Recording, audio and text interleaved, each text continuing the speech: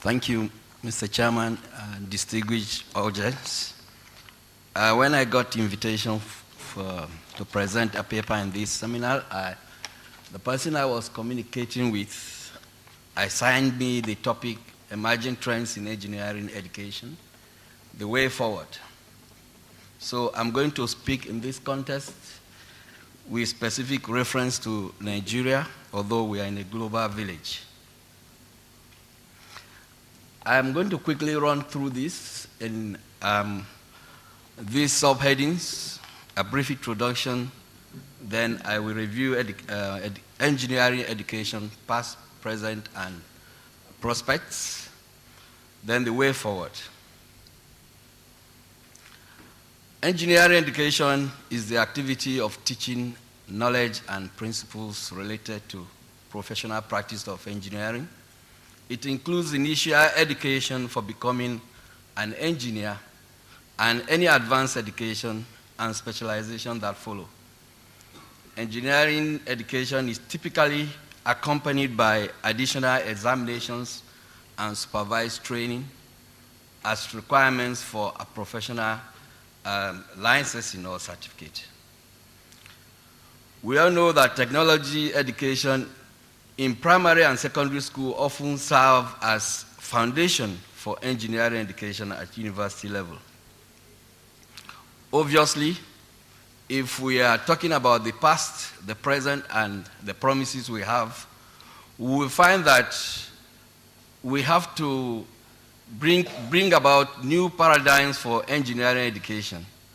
And the demands include, one, to respond to incredible pace of intellectual change, e.g. from reductionism to complexity, from analysis to synthesis, from disciplinary to multidisciplinary.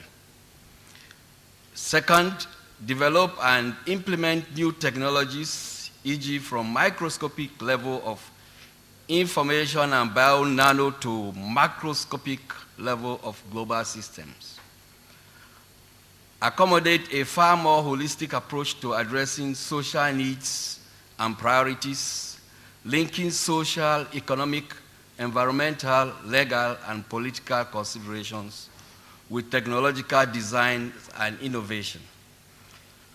To reflect in its diversity, quality, and rigor, the characteristics necessary to serve a 21st century nation and world.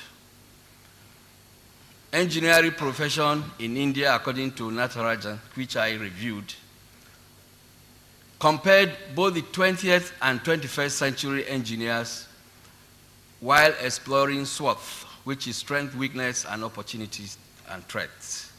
It was observed that the 21st century learners have never wound a wristwatch, touched a manual typewriter, played a record album, calculated with a slide rule, traveled in a steam engine, handwritten a letter, nor known a word without computer.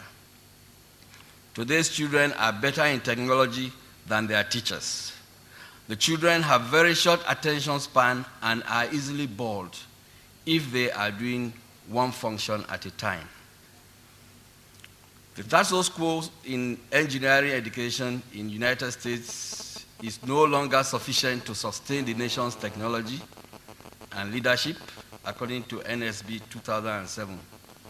The role of engineering schools in providing human capital necessary to meet national needs face particular challenges. Learning is not only knowledge acquisition or participation in social community. Knowledge is progressively complex, interdisciplinary, and collaborative. There is so much reforming in engineering education with old paradigms.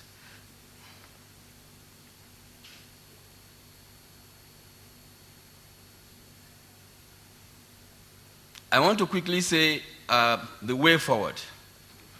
The way forward will be of exchange of information regarding best practices and innovative initiatives with regards to engineering education.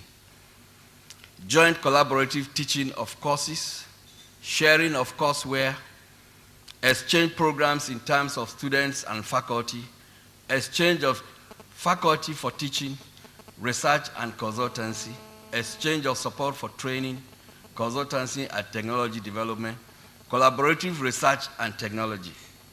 Ladies and gentlemen, I want to say the debate has been for long whether the education we are giving to our children now or whether the past is better than the present.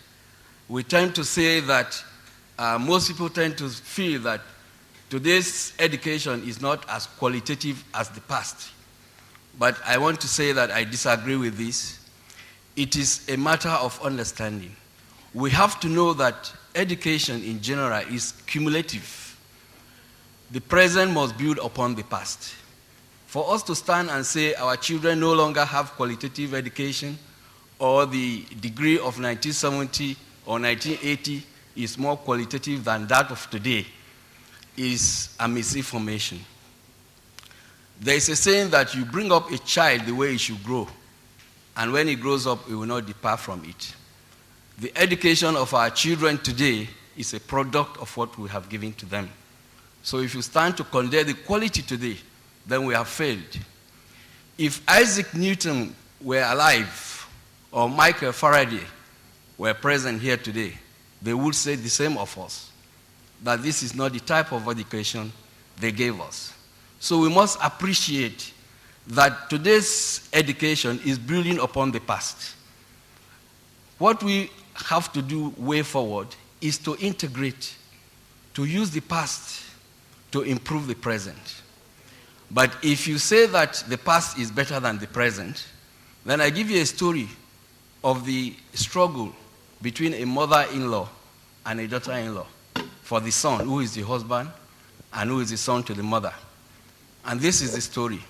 The mother felt that she should have more control on her son. And the wife felt that I must have control on my husband. So I now reflect the mother-in-law as the generation, our generation of the past, and the daughter-in-law is the new present education that we feel is not qualitative. The mother-in-law was so annoyed, telling the son, "Why do you listen to this girl who is your wife? Do you know that I am your mother and I carried you in my womb for 9 months?" And before she could speak, the daughter-in-law said, "What do you mean you carried him in your womb for 9 months? He was only 3.5 kg then, but now it's about 95 kg, and I carry him every night. And I've been carrying him for the past 15 years. The mother was so irritated and said, "What do you mean?" And he turned to the son and said, "Look, if you know that you suck my breast for 1 year, and now you will not listen to me, I will curse you." Before she could finish, the sharp daughter-in-law said, "He sucked your breast for 9 months. And what does that mean? He's been sucking mine for the past 15 years. So who will he listen to?" And the mother didn't know what to do anymore. And then when you look into this argument, this is what is going on between the past and the present. Who will win the argument? The way forward is an integration between the past and the present, and we will get a better. I also want to say that education, if we have to move forward, we have to be, according to in my own country, I come from a rural community. Any education... Professor Vincent, yes, please. We have only 15 minutes. Good. Any education that will not create wealth means nothing to us. Education should be able to create wealth. In my community, a dog says, "If there is a festivity in my house, I want to see some droppings on the ground." To my community, any education that will not create wealth means nothing. We have to be very careful with the way we emphasize on technology and modernity, because if we do not take care, what we bring out from our research that is good will be utilized by evil people for bad. That is why we call for not only advancing in technology and modern computer sciences, we must also research in sociology to be able to solve problems of peace and conflict resolution. Professor Vincent, I request you to conclude.